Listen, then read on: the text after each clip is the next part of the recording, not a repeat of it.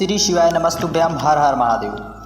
26 मार्च तृतीय दिवस की पंचपुष्प शिव महापुराण की कथा कोटेश्वर धाम में पूज्य गुरु जी द्वारा बाँची जा रही। आज तृतीय दिवस की कथा पूर्ण हो चुकी है।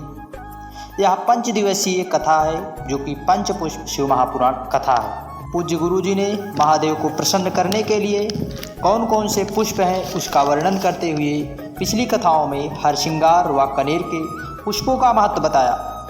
आज की कथा में गुरु जी ने शमी पत्र की महत्वता व महिमा व शमी के पुष्प की महत्वता का बखान किया। यदि आप किसी कारणवश आज की कथा को नहीं श्रवण कर पाए तो हम आपको इस छोटे से वीडियो के माध्यम से पूरी कथा का रसतत्व प्रदान करने का प्रयास करेंगे। तो हम हर हर महादेव। जो जानकारियाँ पूज्य गुरु जी के श्रीमुख से सुनाई गई उस जानकारी को हम एक एक करके आपको बताने का पूरा प्रयास करेंगे।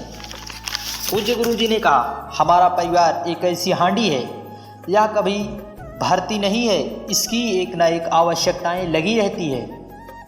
फिर एक दिन हमारा यह शरीर साथ छोड़ देता है, फिर भी हमारे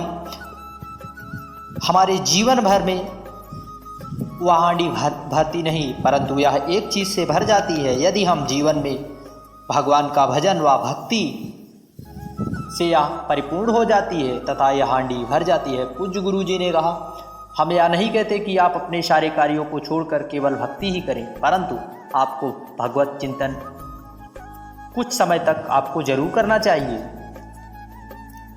इस शरीर में होने वाले रोगों को औषधि के द्वारा दूर किया जा सकता है, परंतु यदि हमारे मन में कोई रोग हो, मानसिक रोग हो, तो उसकी कोई औषधि नहीं है शिवाय राम नाम या राम कथा या कृष्ण कथा या भगवत कथा या शिव कथा की। यदि हम भगवत कथा या शिव कथा का श्रवण करते हैं तो हमारे मानसिक रोगों को यह दूर कर देती है। इसकी मानसिक रोगों की केवल यही एक औषधि है।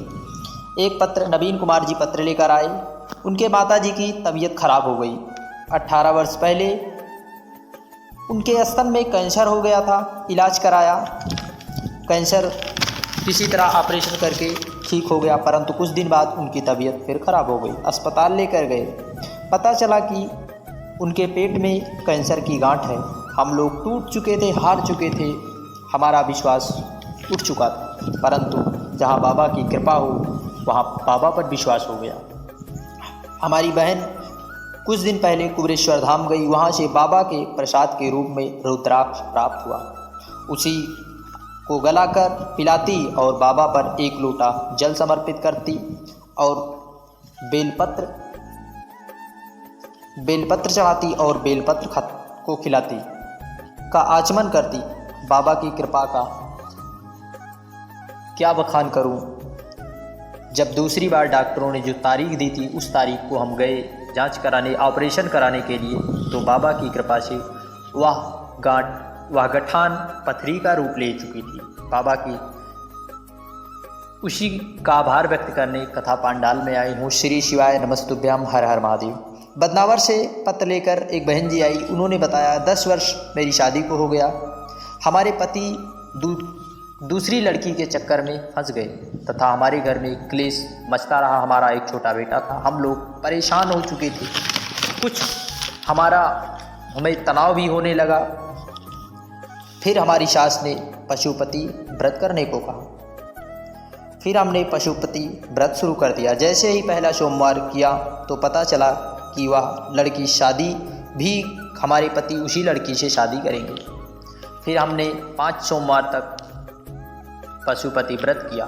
फिर आपके दही के शिवलिंग वाला उपाय किया। फिर पता चला कि वह लड़की शादी भी उसी से करने वाली है। फिर जब हमने दही के शिवलिंग वाला उपाय किया तो वह शादी तो कैसे टल गई, परंतु बाबा की कृपा का क्या बखान करूं। आपने जो शिव पंचायत वाला उपाय बताया था, हमने उसी का उपाय किया। हमने बहुत से मंदिर ढूंढे परंतु कहीं मिला नहीं। फिर हम रतलाम गए, वहाँ पर हमें वह मंदिर मिला और उसी मंदिर में हमने अपनी व्रत पूजा अर्चना शुरू की। बाबा की कृपा से, बाबा का क्या बखान करूं, उस लड़की ने दूसरे लड़के से भागकर शादी कर ली और हमारे पति का जो संबंध टूट चुका था वह बाबा की कृपा से फिर से वही नूतन नया फिर बन चुका था। उसी का आभार व्यक्त करने कथा पंडाल में आए। पूज्य गुरु जी ने कहा, यदि आप भगवान भोलेनाथ को कोई केमिकल युक्त सामग्री न समर्पित करें, जो हम शुद्ध खाते हैं, जो हम शुद्ध अपने भोगों के लिए रखते हैं, उसी को हमें बाबा को समर्पित करना चाहिए। गुरुजी ने कहा, हम यह नहीं कहते कि आप 1 किलो दही चढ़ाओ, 1 किलो घी चढ़ाओ। यदि आपके पास थोड़ा है तो आप रत्ती भर ही उसे भगवान भोलेनाथ को अपनी आस्था रख के समर्पित करो। आपके पास कुछ नहीं है तो पूज्य गुरु जी ने कहा, आप 1 चावल का दाना ही समर्पित करें। यदि आपके पास वह भी नहीं है तो आप भगवान भोलेनाथ के मंदिर की चौखट पर भी पहुंच जाएं। यदि आप ऐसा भी नहीं कर सकते तो आप मंदिर के रास्ते से मुस्कुराते हुए गुजर जाएं, तब भी आपको बाबा उसी का फल प्रदान कर देता है। यदि आप ऐसा भी नहीं कर सकते तो आप मंदिर के शिखर का दर्शन कर लीजिए। दर्शनम सर्वदर्शनम, आप शिखर का भी दर्शन कर लेते हैं तो बाबा की कृपा आप पर ज़रूर होगी। अगला पत्र लेकर प्रियंका जी आई। उनकी छोटी बेटी ने आपके बारे में कथा के बारे में बताया। मेरी बहन एग्ज़ाम की तैयारी कर रही थी। बहन ने पशुपति व्रत के बारे में बताया तो हमने बहन से कहा, पशुपति व्रत करो, आपने बहुत से एग्ज़ाम में आपको असफलता मिली, आप पशुपति का व्रत धारण करें और विश्वास से अपनी पढ़ाई को उसी मेहनत से शुरू कर दें। फिर बहन ने उस उपाय को किया, पशुपति का व्रत किया और अपनी पढ़ाई में लग गई।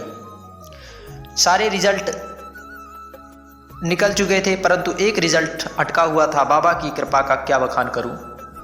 उसी रिजल्ट में बाबा ने अपनी कृपा का